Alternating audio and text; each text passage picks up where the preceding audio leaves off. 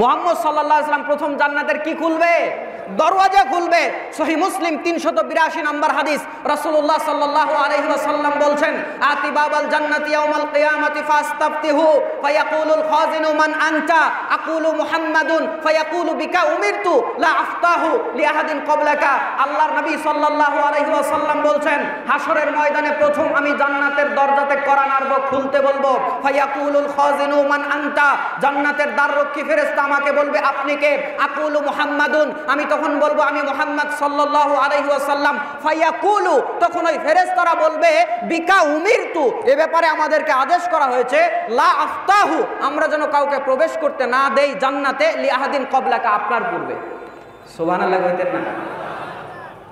যিনি প্রথম জান্নাতের দরওয়াজা খুলবেন তার উপরে আমরা সবাই দরুদ পড়ছি, সবাই বলেন সাল্লাল্লাহু আলাইহি ওয়াসাল্লাম।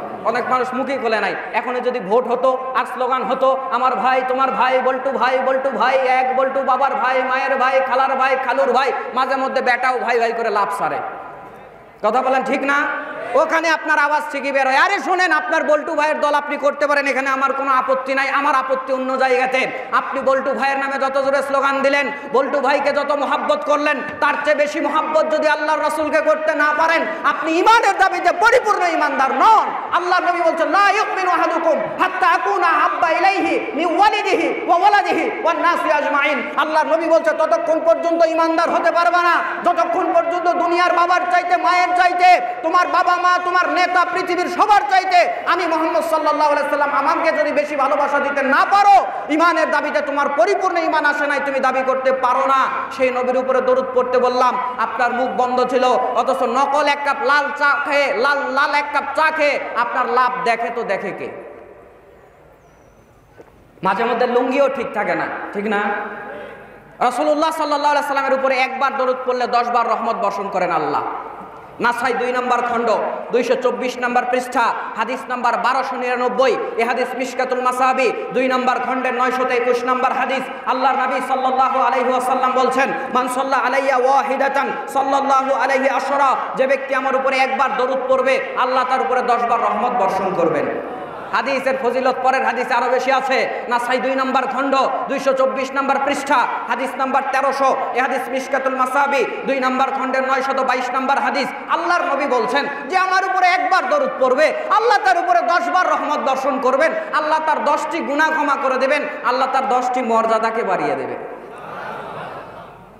সেই নবীর উপরে আমরা মন খুলে দরুদ পড়ছি, সবাই বলছে সাল্লাল্লাহু আলাইহি ওয়াসাল্লাম।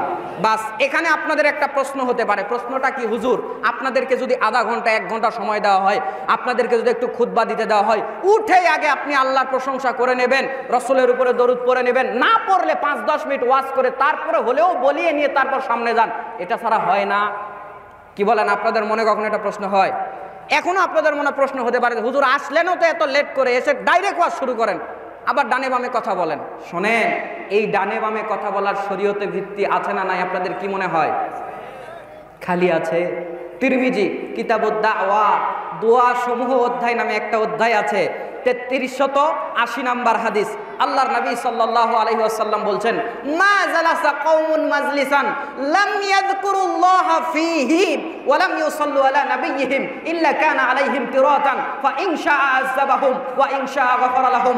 আল্লাহর নবী বলছেন, দুনিয়ার মানুষরা যখন একটা মজলিস কায়েম করে, ওই মজলিস বৈঠক যখন লোকেরা জনসমাগম করায়, একত্রিত হয়, ওই একত্রিত হওয়ার পর লাম ইয়াযকুরুল্লাহা ফীহি, তারা ওই বৈঠকের মধ্যে আল্লাহকে স্মরণ করে নাই, ওয়ালাম ইউসাল্লু আলা নাবিয়্যিহিম, তারা ওই বৈঠকের মধ্যে তাদের রাসূলের উপরে দরুদ পড়ে নাই, ইল্লা কানা আলাইহিম তিরাতান, তাদের জন্য ওই বৈঠক করাটাই ক্ষতির কারণ হবে। আমার তো এলেম কালাম নাই, ওইটা আমি বক্তব্যের শুরুতে আমি স্বীকার করব, তারপরেও এখানে একটু বলে নিচ্ছি, তিরাতান শব্দ ওই সময় ব্যবহার করা হয়, ওই কাজে ব্যবহার করা হয়, ওই ক্ষেত্রে ব্যবহার করা হয় কোনো কাজ করেই ক্ষতিগ্রস্ত হওয়া, মানে আপনি ওইটা না করে ভালো ছিলেন, করেই কি হয়েছে? ক্ষতিগ্রস্ত হয়েছেন। তার মানে আল্লাহর নবী বলছেন, দুনিয়ার মানুষরা একটা বৈঠকের আয়োজন করে, মজলিসের আয়োজন করে, আর সেখানে আল্লাহর প্রশংসা হয় না, রাসূলের উপরে দরুদ পড়ে না, ওই বৈঠকটাই তাদের জন্য ক্ষতির কারণ। আল্লাহর নবী বলছেন, আল্লাহ চাইলে তাদের আল্লাহ মাফও করতে পারে, আল্লাহ চাইলে তাদের শাস্তিও দিতে পারে। এখন বলেন, দুনিয়াতে অনেক বৈঠক হয়, আজকেও একটা বৈঠক, এখানে যদি আল্লাহর প্রশংসা না করি, রসুলের উপরে দরুদ না পড়ি, এটা আপনার আমার সবার জন্য ক্ষতির কারণ হবে। এই জন্য আমরা আলেম ওলামারা আপনাদের সবচেয়ে হিতাকাঙ্ক্ষী, এটা আপনারা বুঝেন না। আপনারা যাদেরকে হিতাকাঙ্ক্ষী মনে করেন, ওরা আপনার মধ্যে বই পুস্তকের মধ্যে আপনাকে বান্দর বানায় দেয়, বান্দরের সন্তান বানায় দেয় আপনারে। আলেম ওলামারাই আপনাদের আসল হিতাকাঙ্ক্ষী, এটা আপনারা এখন বুঝেন না, পরকালে বুঝতে পারবেন। যাদের চোখ আছে অনেক সময় দুনিয়াতেও বুঝে ফেলতে পারেন, চোখ যদি থেকে থাকে ভালো মতো। আমার ভাইরা, এই জন্য আমরা বক্তব্যের শুরুতে আল্লাহর প্রশংসা, রসুলের উপরে দরুদ পড়ে নেই। আমি তো শুনে নিলাম, আমাদের সম্মানিত উস্তাদ বলল ঘন্টাখানিক বলো। আরে 1 ঘন্টা তো আপনি তাও দিয়েছেন, 1 ঘন্টা নয়, আমাকে যদি 1 মিনিটও সময় দিতেন, আমি আল্লাহর প্রশংসা, রসুলের শান বলে কাটিয়ে দিতাম, বক্তব্যই দিতাম না। এতটা গুরুত্ব রয়েছে। যাক, বাস, কথার ডানে বামে নয়। আমি অত্যন্ত ছোট্ট মানুষ, আপনারা দেখছেন, এত বড় আলেম ওলামাদের মধ্যে এসে কথা বলা, 2টা ব্যাপার ঘটে। এক তো ভয়ের কারণ আছেই, কোথায় থেকে বুঝি কে কোনটা বলে ফেলে, আমি কোনটা বলে ফেলি। আরেকটা, মনের মধ্যে শান্তি লাগে, আলেম ওলামারা আছে, ত্রুটি হলে তারা ধরিয়ে দিবে ইনশাআল্লাহ। এই একটা সাহস মনের মধ্যে আবার কাজ করে, তখন শান্তি লাগে, ত্রুটি হলে ধরিয়ে দিবে তারা ইনশাআল্লাহ। বাকি আমার কোনো এলেম কালাম নাই, আমি বলছি, আগেই বলে নিচ্ছি, আমি এখানে উঁচাতে বসেছি দেখে যে বিশাল কিছু এমন কিন্তু না। অনেক সময় উপরে যেটা থাকে এটা দামি হয় না, অনেক সময় উপরে যেটা থাকে এটার দাম বেশি হয় না। বিশেষ করে দেখেন, টাকা যখন আপনারা গোছান, সবার নিচে থাকে 1000 টাকা, তার উপরে 500, তার উপরে 200, তার উপরে 100, তার উপরে 50, তার উপরে 20, তার উপরে 10, তার উপরে 5, তার উপরে 2 টাকা। কথা বলেন, সবার নিচে কয় হাজার আছে? সবার উপরে কয় টাকা আছে? তাহলে কি 1000 নিচে আছে বলেই 2 টাকার মান উপরে আছে বলেই 2 টাকার মান বেড়ে গেছে নাকি? আমি ভাইজান, আমি জানি আশেপাশে উপরে নিচে অনেক 1000 টাকার নোট ইলমের দিক থেকে আছে, যাদের ছাত্র হতে পারলে আমি ধন্য মনে করতাম নিজেকে। যারা আমাকে পড়াতে পারে, যারা আমাকে 1 মিনিটে ইলমের দিক থেকে ঠেকিয়ে দিতে পারে। আমি জানি, আমি যতই উপরে বসি, আমি যে 2 টাকার নোট, এটা কিন্তু মনে রাখেন। ও আমি 2 টাকার নোটই, যতই উপরে বসে 2 টাকার নোট। আরো সহজ করে বোঝাই, যে ওজন করার জন্য আমাদের ওইদিকে বলে বাটকারা বলে, আপনাদের কি বলে? পাথর বলে, যে মুদি দোকানে ও চাল ডাল ওজন করে, কি বলে এটারে? কি বলে এটারে? বাটকারা, পাথর বাটকারা, যেটাই বলেন। দেখবেন সবার নিচে থাকে 2 কেজি, তার উপরে 1 কেজি, তার উপরে 500, তার উপরে 200, তার উপরে 100, করতে করতে 20 গ্রাম। কথা বলেন, নিচে আছে কয় কেজি, উপরে আছে কয় গ্রাম? তো নিচে 2 কেজি আছে বলে 20 গ্রামের ওই সব দিক থেকেও বেশি হয়ে গেল। আমি 20 গ্রাম, যতই উপরে বসে 20 গ্রাম, এটা মনে রাখেন। আমি জানি ইলমের দিক থেকে অনেক 2 কেজির বাটকারা আশেপাশে আছে, যারা আমাকে পড়াতে পারে। যাই হোক, আমি এসেছি আলেম ওলামাদের মাঝে একটু দোয়া নেওয়ার জন্য। আল্লাহ রাব্বুল আলামিন আমাকে কিছু কথা বলার তৌফিক দান করুক, বলেন আমিন। আমার ভাইরা, আর ডানে বামে কথা নয়, সংক্ষিপ্ত সময়ে যে বিষয়ের উপরে বক্তব্য দিব বলে আমি নিয়াত করেছি, সেটা হচ্ছে আল্লাহ রাব্বুল আলামিনের ক্ষমার ব্যাপকতা। আল্লাহ রাব্বুল আলামিনের ক্ষমার ব্যাপকতা, এটা আমি আজকে আপনাকে বলে বিদায় নেব ইনশাআল্লাহ। আল্লাহ বান্দাকে অনেক ভালোবাসে, আল্লাহ বান্দাকে জাহান্নামে দিতে চায় না, আল্লাহ বান্দাকে জাহান্নামে দিতে চায় না। আজকের বক্তব্য যেটুকু বলবো আপনি দেখতে পারবেন, আল্লাহ আসলে জাহান্নামে বান্দাকে দিতে চায় না। আপনি আমি আল্লাহর কথা স্মরণ হলে আমাদের মনে কি আসে জানেন? আল্লাহ জাহান্নামে দিবে, জাক্কুম ফল খাওয়াবে, গিলতে পারবো না, ফেলতে পারবো না, আগুনে পোড়াবে, এটা খাওয়াবে, ওইটা খাওয়াবে। আল্লাহর নাম স্মরণ হলেই বান্দার মনে শুধু ভয় আর ভয়। আল্লাহ যে বান্দারে ভালোবাসে, এইটা খুব কমই বান্দা মনে করে, ঠিক না? আচ্ছা, আল্লাহকে শুধুই ভয় করতে হবে? আল্লাহকে তো ভয় করবেন, এ কথা সত্য, কিন্তু আল্লাহকে ভয়ের পাশাপাশি ভালোবাসতে হবে। আল্লাহ কোরআনে নিজে বলছেন, যারা ইমানদার হয় তাদের অন্তরে সবচেয়ে শক্ত ভালোবাসা থাকে একমাত্র আল্লাহ, এবং বান্দাও আল্লাহকে ভালোবাসে, যার অনেক নজির কোরআনে আছে। ওইদিকে আমি যেতে পারছি না। তাহলে আল্লাহ বান্দাকে জাহান্নামে দিতে চান, এটা মনে রাখবেন। কালকে যদি কেউ বলে, ছোট পিচ্চি বক্তা কি বলেছিল, দাড়ি টাড়িও তো নাই দেখছেনি, দেখে বলছেন হুজুর দাড়ি টাড়ি আবার কাটেন নাকি? ভাই, বয়স মাত্র 20-21 বছর, এই বয়সে আর কি দাড়ি হবে? আমার সাথে যেগুলো আছে ওগুলো আর গোফও নাই কারো কারো। তা এখন কি বলবেন, হুজুর ইরিয়ার সাথে তাড়াতাড়ি দাড়ি বড় করেন নাকি? বয়স যা, দাড়িও তাই আছে, ঠিক না? এখন এখানে আরেকটা কথা বলি, শোনেন। মানুষের অন্তর অতিষ্ঠ হয় কেন, উতলা হয় কেন? একটা জিনিস এখানে বলে সামনে যাই। সব সময় আমাদের একটা অভিযোগ থাকে, ভালো লাগে না, ভালো লাগে না, ওখানে যাই এখানে যাই, ভালো লাগে না, ভালো লাগে না, বলি না আমরা? কেন ভালো লাগে না জানেন? জানেন না? শোনেন, আপনার অন্তরটা হচ্ছে ছোট বাচ্চার মতো। আপনার অন্তরটা হচ্ছে ছোট বাচ্চার মতো। আপনার যে ভালো ছোট বাচ্চা, একটা ছোট বাচ্চাকে তার মায়ের কাছ থেকে আপনি বেশিক্ষণ দূরে রাখতে পারেন না। আমার কথাগুলো কি বোঝা যাচ্ছে? কথা ক্লিয়ার না? মায়ের কাছ থেকে একটা বাচ্চাকে আপনি বেশিক্ষণ দূরে রাখতে পারেন না। ধরেন আধা ঘন্টার জন্য কেউ বাচ্চাকে নিয়ে গেছে, আধা ঘন্টা পর বাচ্চা কান্না শুরু করে দিবে। লোকটা করেছে কি, হাতে একটা চকলেট ধরিয়ে দিয়েছে, 10 মিনিট খাওয়ার পর খেলার পর মা মা বলে আবার বাচ্চা কান্না শুরু করে দিয়েছে। আবার হাতের মধ্যে এবার একটা ধরে দিয়েছে ওই যে আপনার একটা জুসের বোতল, জুস কিছুক্ষণ খেয়ে খেলাধুলা করে আপনার 10 মিনিট পর আবার মা মা বলে বাচ্চা কান্না করে। এবার বাচ্চার হাতে একটা আইসক্রিম তুলে দিয়েছে, আইসক্রিম কিছুক্ষণ খেয়ে কিছুক্ষণ গলে ফেলে দিয়ে আবার যখন শেষ হয়ে গেছে মা মা বলে কান্না শুরু করে। বাচ্চাকে ঠিক রাখা যাচ্ছে না, চকলেট দিয়ে ঠিক হয় না, আবার আইসক্রিম দিয়েও ঠিক হয় না, আবার জুস দিয়েও ঠিক হয় না। ওই বাচ্চাকে 1 ঘন্টা দূরে রেখেছে মায়ের কাছ থেকে, বাচ্চা বড় অতিষ্ঠ। যেই মায়ের কোলে বাচ্চাকে দিয়ে দিয়েছে, বাচ্চার কাঁদে না, এবার চকলেটও লাগে না, আইসক্রিমও লাগে না, জুসও লাগে না, বাচ্চা এমনি ঠান্ডা হয়ে গেছে, ঠিক না? আপনার আমার অন্তর হচ্ছে ছোট বাচ্চার মতো, এ সব সময় তার রবের সন্তুষ্টির মধ্যে থাকতে চায়, তার রব তাকে যা বলেছে এটা সে মানতে চায়। আপনার নফসটা আল্লাহর গোলামির মধ্যে থাকতে চায়, আপনার নফসটা আল্লাহর দ্রোহিতার কাজে জড়াতে চায় না।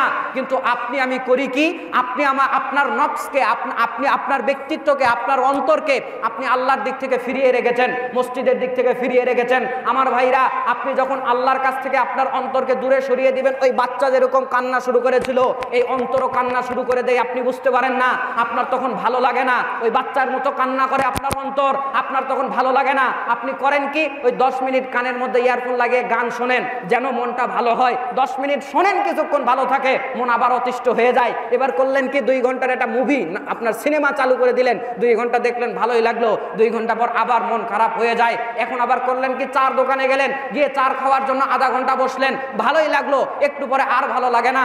আসলে ভাই, আপনার অন্তরটা ওই বাচ্চা যেরকম চকলেট পাওয়ার জন্য কান্না করতেছিল না, ওই বাচ্চা যেরকম আইসক্রিম পাওয়ার জন্য কান্না করতেছিল না, ওই বাচ্চা যেরকম জুস পাওয়ার জন্য কান্না করতেছিল না, ও তার মায়ের কাছে যাওয়ার জন্য কান্না করতেছিল। আপনার অন্তরটাও খারাপ হয়ে যায় যখন, মনটা যখন অতিষ্ঠ হয়ে যায়, এ গান শুনতে চায় না, সিনেমা দেখতে চায় না, এ চার দোকানে যেতে চায় না, আপনি আমি বুঝি না তাই ওগুলোতে নিয়ে যাই, এগুলোতে গিয়েও আপনার মন তৃপ্ত হয় না। আপনি আপনার মনকে ওই বাচ্চাটা যেরকম মায়ের কাছে তুলে দেওয়া হয়েছিল, আপনার মনকে আল্লাহর দিকে ফিরিয়ে দিন, মসজিদের দিকে ফিরিয়ে দিন, আল্লাহর সন্তুষ্টির দিকে ফিরিয়ে দিন, আল্লাহর অসন্তুষ্টি থেকে দূরে রাখুন। দেখেন আপনার মনে অটো প্রশান্তি চলে আসবে। আপনার অন্তরের প্রশান্তি চলে যাওয়ার কারণ হলো তার রবের সঙ্গে তার সম্পর্ক আপনি বিচ্ছিন্ন করে দিয়েছেন। রবের সঙ্গে সম্পর্ক বিচ্ছিন্ন হওয়ার কারণে সেই বিরহে, সেই কষ্টে আপনার মন অতিষ্ঠ থাকে, বাকি আপনি বুঝতে পারেন না। ওকে এইটা ওইটা দিয়ে ব্যস্ত রাখেন। বাচ্চাকে যেরকম মায়ের কাছে দিলে বাচ্চা শান্ত হয়ে যায়, অন্তরটাকে রবের সন্তুষ্টিতে ফিরিয়ে দেন, দেখেন আপনার অন্তরে এক অন্যরকম শান্তি আপনি অনুভব করতে পারবেন। আমার ভাইরা, আমার বন্ধুগণ, কথার দিকে খেয়াল করুন। আল্লাহর নবী সাল্লাল্লাহু আলাইহি ওয়াসাল্লাম মানুষের অন্তরের ব্যাপারে বলছেন। এই হাদিসটা আপনি পাবেন ইবনু মাজাহ 3 নম্বর খণ্ড 31 নম্বর পর্ব, হাদিস নাম্বার 4244। আল্লাহর নবী সাল্লাল্লাহু আলাইহি ওয়াসাল্লাম বলছেন, একটা ব্যক্তি যখন গুনাহ করে ফেলে, তার অন্তরের মধ্যে এক কালো দাগ পড়ে যায়। ফা ইন তাবা ওয়া নাযাআ ওয়াস্তাগফারা সুকিলা কলবু, ওই ব্যক্তিটা যদি আল্লাহ রাব্বুল আলামিনের দিকে ফেরত আসে, আল্লাহ রাব্বুল আলামিনকে সন্তুষ্ট করার জন্য যখন এগিয়ে আসে, আল্লাহর কাছে যখন ক্ষমা চেয়ে নেয়, আল্লাহর দিকে যখন প্রত্যাবর্তন করে, আল্লাহ তার অন্তরের ওই কালো দাগটাকে মুছে দেয়। আর ওই ব্যক্তিটা যদি আল্লাহ রাব্বুল আলামিনের দিকে ফেরত না আসে, ওই ব্যক্তির অন্তরের কালো দাগটা ওই পাতিলের কালোর মতো বাড়তেই থাকে। জোরে কন্না আউযুবিল্লাহ। আমার ভাইরা, অন্তরটা যদি নষ্ট হয়ে যায়, ওই হাদিস আপনাদের সবার জানা। আল্লাহর নবী বলছে, মানুষের শরীরের মধ্যে একটা গোশতের টুকরা আছে, ওইটা যদি নষ্ট হয়ে যায়, পুরা বডিটাই নষ্ট হয়ে যায়। আর শরীরের মধ্যে গোশতের টুকরাটা যদি মানুষের ভালো হয়ে যায়, ওই মানুষের পুরা বডিটাই ভালো হয়ে যায়। এইটাই হলো মানুষের অন্তর। বুঝে থাকলে বলেন কথা ঠিক কিনা? আমার ভাইরা, আমার বন্ধুগণ, আদম সন্তান আল্লাহর রাস্তা ছেড়ে অন্য রাস্তায় চলে যাবে। আদম সন্তান আল্লাহ রাব্বুল আলামিনের সন্তুষ্টির দিক ছেড়ে অন্যদিকে চলে যাবে। এটা আদম সন্তানের জন্য কোনো অস্বাভাবিক কিছু না। আদম সন্তান মসজিদের রাস্তা বলে ওই চার দোকানের রাস্তা ধরে বসে থাকবে। আজান দেয় মসজিদের মধ্যে, আদম সন্তান চার দোকানে গিয়ে বসে থাকে। আদম সন্তান আল্লাহ রাব্বুল আলামিনের নিষেধের দিকে পা বাড়াবে। আল্লাহ মদকে হারাম করেছে, নেশাকে হারাম করে দিয়েছে, কিন্তু আদম সন্তান এমন মানুষ হয়ে গেছে, আদম সন্তানের অন্তরটা এমন নষ্ট হয়ে গেছে, মদ আর নেশার দিকে সে তার অন্তরকে ধাবিত করে নিয়ে যায়। জোরে কন নাউযুবিল্লাহ। কিছু কিছু ছেলে ফোন চালাচ্ছে, এটা কি স্বভাব? মাহফিলে এসেও ফোন চালাতে হবে? আমি কিন্তু সব দেখতে পাচ্ছি। ফোন চালাচ্ছে কেন, চালাচ্ছ কেন ভাই তোমরা বলো যুবক ভাইয়েরা? তোমাদের মাথার ঠিক মতোই নষ্ট হয়েছে, তোমরা মানসিক রোগী, তোমরা মানসিক রোগী। একটা মানুষ যে 15 ঘন্টা ফোন চালায় সে কখনোই সুস্থ মানুষ নয়, সে মানসিক রোগী। এখানে তুমি আমি তোমাকে আল্লাহর দয়া দেখাচ্ছি, আল্লাহর সন্তুষ্টি দেখাচ্ছি, আল্লাহর দিকে ফেরত আসো এটা দেখাচ্ছি, আর তুমি এখানে ফোন চালাচ্ছ, আরেকজনের সঙ্গে চ্যাটিং করছো। তোমার তাকওয়া আল্লাহ ভীতি মানে কিছুই একেবারে নাই, একেবারে তোমার অন্তর একেবারে পচে গেছে, নষ্ট হয়ে গেছে। শোনো, এখানে দুইটা কথা বলি, অনেক বড় বড় মানুষ আছে, ওয়াজ আমি করতে চাচ্ছি কিন্তু না বলে পারছি না। এই যে তুমি 15 ঘন্টা ফোন চালাচ্ছ ভাই, তুমি শোনো, তোমার বয়স যখন 40 বছর হবে, তোমার আব্বার বয়স 40 বছর, তোমার আব্বা সংসারের ঘানি টানে, তার সংসারের জোয়াল তার ঘাড়ে আছে, তোমার ঘাড়েও একদিন এই জোয়াল পড়বে। তোমার বাবা মা বৃদ্ধ হয়ে যাবে, ইনকাম করতে পারবে না, তাদের ভার তোমার ঘাড়ে পড়বে, তোমার স্ত্রীর ভার তোমার ঘাড়ে পড়বে, তোমার 2 সন্তানের ভার তোমার ঘাড়ে পড়বে, তোমার নিজের ভার তোমার ঘাড়ে পড়বে। তখন যখন এই ভার পড়বে, নিজেকে ইনকাম করা লাগবে, তখন বুঝবা 15 ঘন্টা কোথায় কাটিয়েছ আর কোথায় কাটানো উচিত ছিল, তখন বুঝতে পারবা। তুমি এমন এমন নষ্ট হয়ে গেছো, 15 ঘন্টা ফোন চালাও, লেখা নাই, পড়া নাই, চাকরি নাই, ব্যবসা নাই, বাপ মা যদি একটু তেলও দোকান থেকে আনতে বলে, ওই পারবো না, নিয়ে আসেন আপনি। তোমাকে দিয়ে কি হবে? তোমাকে তো কয়দিন পর ডাস্টবিনে ফেলে দিতে হবে।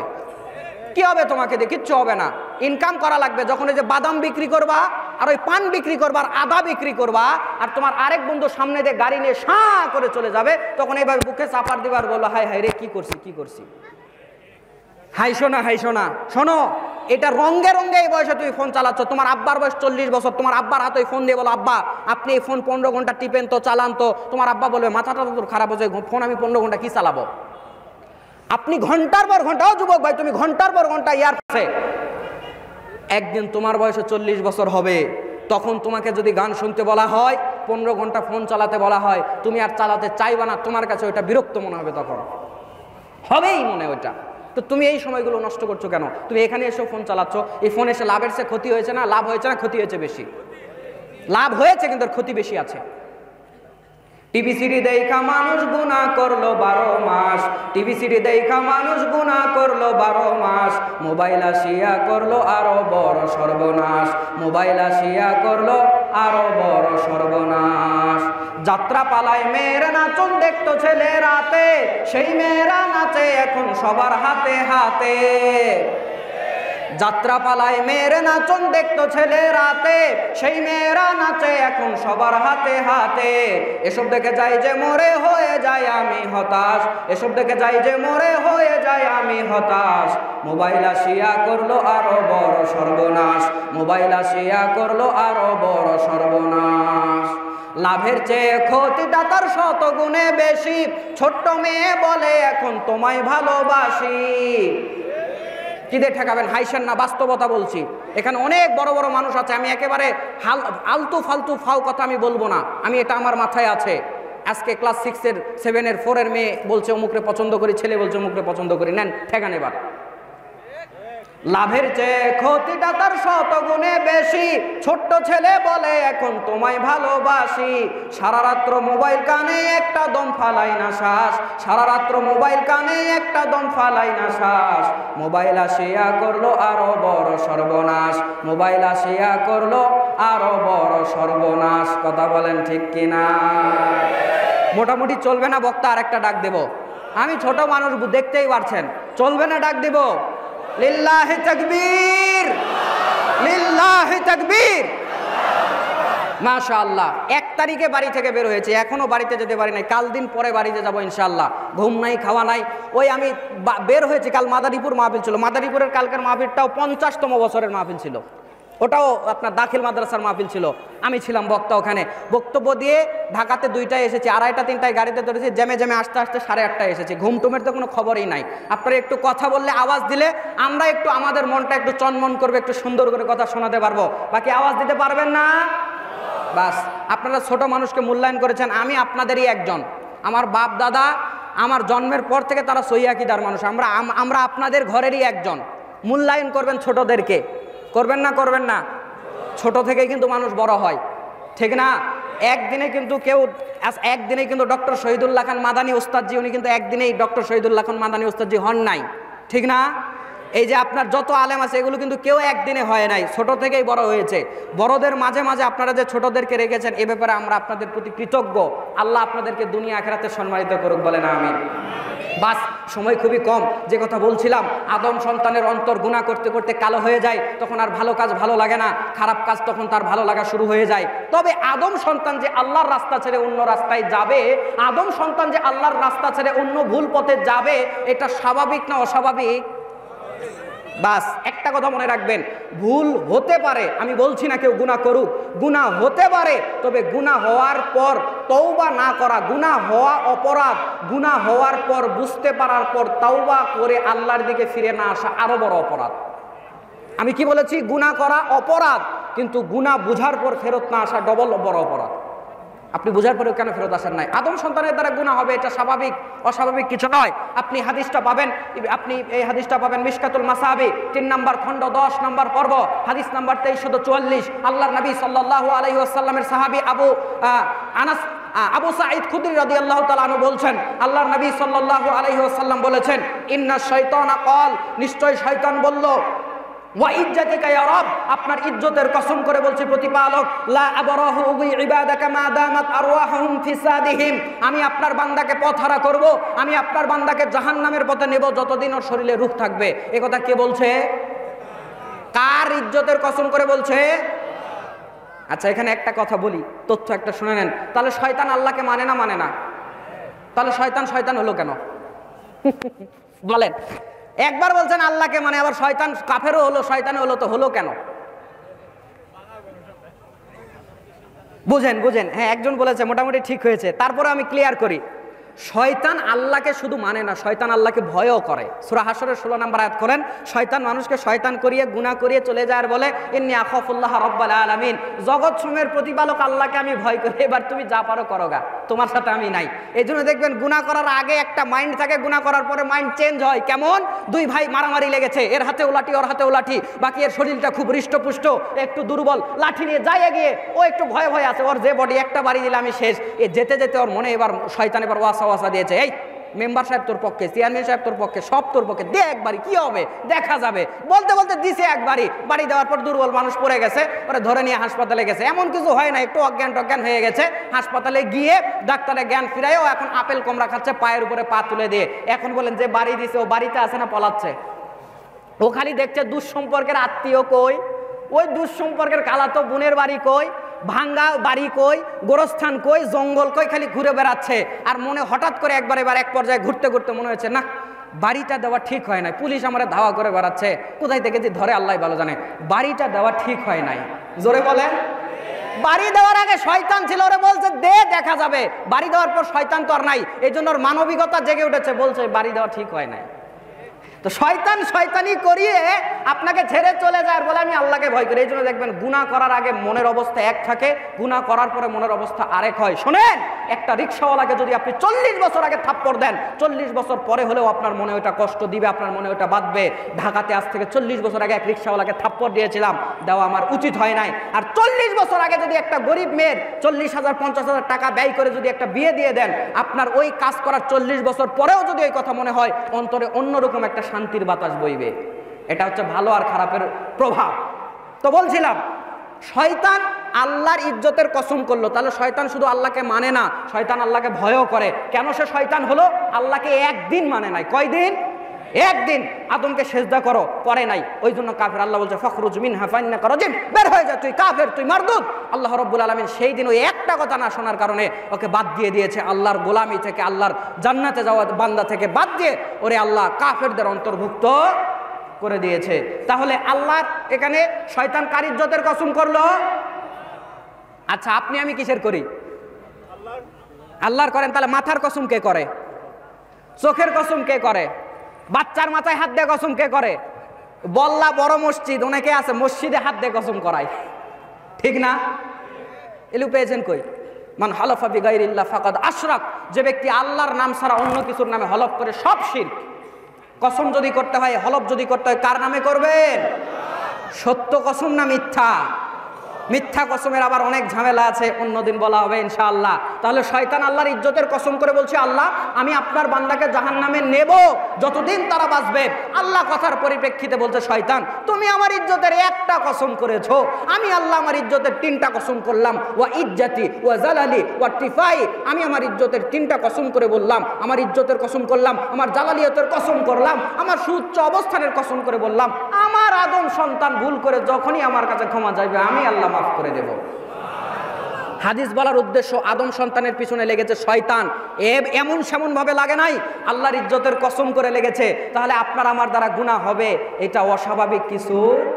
ও আপনার রক্তে রক্তে চলতে পারে, 1516 নম্বর হাদিস আবু দাউদ, ও আপনার রক্তে রক্তে চলতে পারে, আল্লাহ ক্ষমতা ওরে দিয়ে দিয়েছে, শিরাই শিরাই চলতে পারে। আরেকটা হাদিস 4251 নম্বর হাদিস, ইবনু মাজাহ 3 নম্বর খণ্ড 31 নম্বর পর্ব, তাওহীদ প্রকাশনী কর্তৃক ছাপা। আল্লাহ নবী সাল্লাল্লাহু আলাইহি সাল্লাম বলেছেন, কুল্লু বানি আদম খাত্তাউন ওয়া খায়রুল খাত্তাইনা তাওয়াবুন, প্রত্যেক আদম সন্তান গুনাহগার, প্রত্যেক আদম সন্তান পাপী, আর সবচেয়ে ভালো পাপী হলো যে পাপ করার পর তার রবের কাছে ক্ষমা চায়।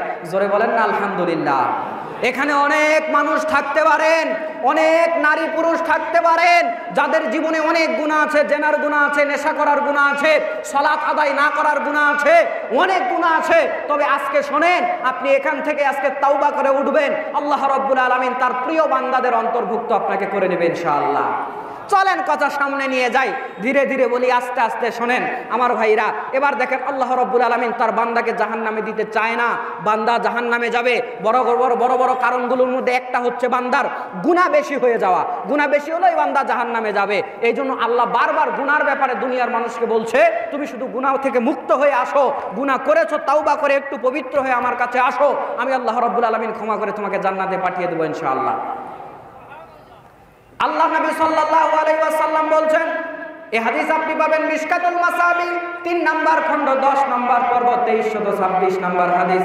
আল্লাহ নবী সাল্লাল্লাহু আলাইহি ওয়াসাল্লাম বলেছেন, ইয়া ইবাদি ইন্নাকুম তুখতিউনা বিল-লাইলি ওয়ান-নাহার, ও আমার বান্দারা তোমরা রাত দিন গুনাহ করতে থাকো, ওয়া আনা আগফিরুজ জুনুবা জামিআ, আর আল্লাহ রাব্বুল আলামিন বলছে, আমি তো তোমাদের সেই আল্লাহ যে আল্লাহ তোমাদের রাতে দিনে করা গুনাহগুলোকে মাফ করে দেয়। ফাস্তাগফিরুনি আগফির লাকুম, বান্দারা তোমরা আমার কাছে ক্ষমা চাও, আমি আল্লাহ রাব্বুল আলামিন তোমাদেরকে ক্ষমা করে দেব। একটু আওয়াজ করে বলেন না সুবহানাল্লাহ।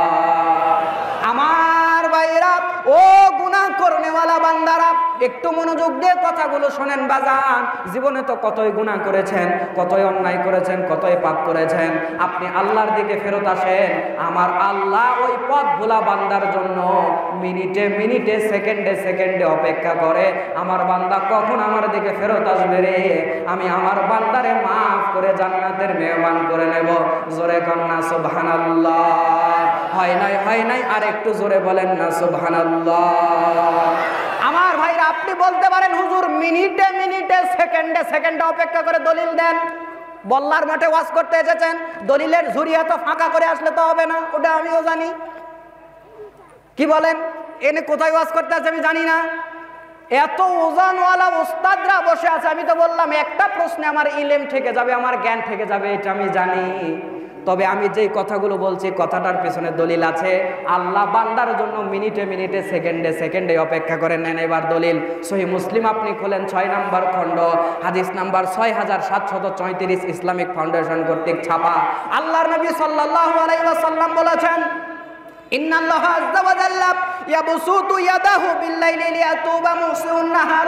আল্লাহ রাব্বুল আলামিন সেই করুণাময়, দয়াময় আল্লাহ, পরাক্রমশালী আল্লাহ, রাতের বেলা তার দয়ার হাতটা প্রসারিত করে রাখে, যেন দিনের পাপকারীগণ রাতের বেলা ক্ষমা চাইতে পারে।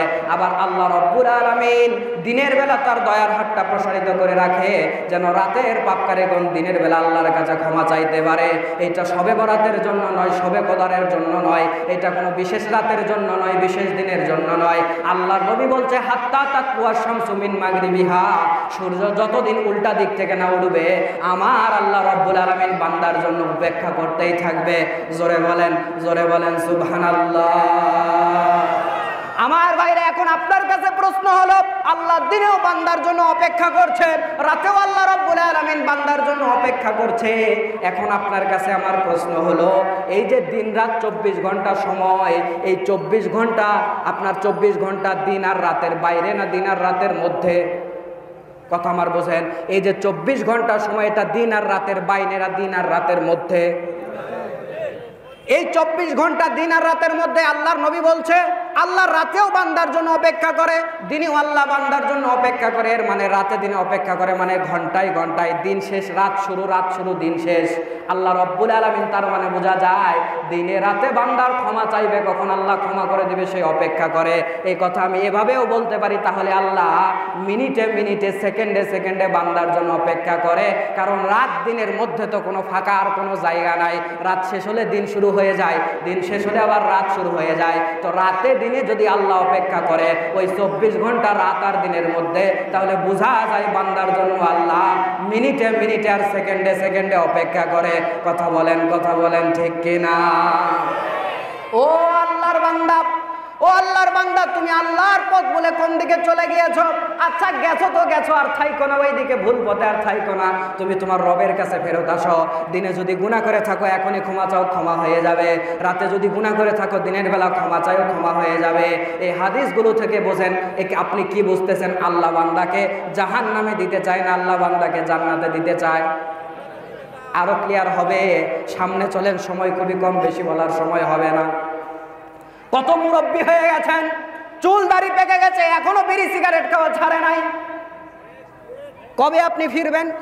কি কোন, বিড়ি সিগারেট খান না মুরব্বীরা? হালাল না হারাম? হারাম বললে কই, আব্দুল্লাহ বিন ইরশাদ ভাই সেদিন এখানে টাঙ্গাইলে কোথাও একটা বলেছিল, ওনাকে ধরেছে, হারাম দলিল দেন। আমারে বললেও কি দলিল চাইবেন নাকি? চাইবেন? বিড়ি সিগারেট হালাল না হারাম? মুরব্বীদেরকে মনে হয়েছে একটা পয়েন্ট। কোন আপনারা কেন বিড়ি সিগারেট খান? এক পা কবরে গেছে, কি বুড়া হয়ে গেছে। হায় হায়, বিড়ি যখন টানে গাল ভিতরে আধা হাত বসে যায়, এমন বুড়া হয়েছে ভিতরে আধা হাত বসে যায়। এক পোয়া তেল ধরবার গালের মধ্যে, এমন জীবন ছেড়ে দিয়ে টানে, তা নাই লাগবে। লুঙ্গিতে এক হাত দেয়, বিড়ি এক হাতে। কেন? ওই যে বিড়ি খাইতে খাইতে কাশ ওঠে, আর কাশ উঠলে লুঙ্গি ঠিক আছে না, লড়ে সরে খুলে যায়। ওই এক হাতে বিড়ি ধরে, এক হাতে লুঙ্গি ধরছে, ধরে করে কাশে আর বিড়ি খায়।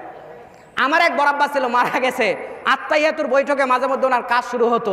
আমি বলি আল্লাহ, বৈঠক শেষ হওয়ার উপক্রম হবে বাপ, ওনার কাজ শেষ হয় না। আমি বলছি এই যা, মরলো বুঝি। নিঃশ্বাস নেই কখন, কোন দিক দিয়ে নেই আমি বুঝি না। কাছে তো কাছে থামে না, নিঃশ্বাস নেয় তো নেই কোন দিক দিয়ে এরা। আবার কত কাছে ভাই, রমজান মাসে বিড়ি খাওয়ার জন্য, সিগারেট খাওয়ার জন্য পাল্লা দেন। ও মুরব্বী, দাড়ি পেকে গেছে, আপনার শরম হয় না কেন? এক পা কবরে গেছে, সাহারি খেয়ে ঘড়ি থাকে, আজান দিয়ে দিবে মনে হয়, বিড়ি কখন খাবো, তাড়াতাড়ি গেছে, 2 টান দিয়ে 3 টান দিয়ে কয় সারাদিন খাওয়া যাবে না, খেয়ে নিয়েছে। ইফতার করার পর নামাজ পড়ে সুন্নাত না পড়ে উনি দৌড়তে বের হয়ে যায়। চাচা কই যান? আরে বেটা দাঁড়া তো, সারাদিন বিড়ি খাইনি, মাথা ঠিক না গে, যাই খাই।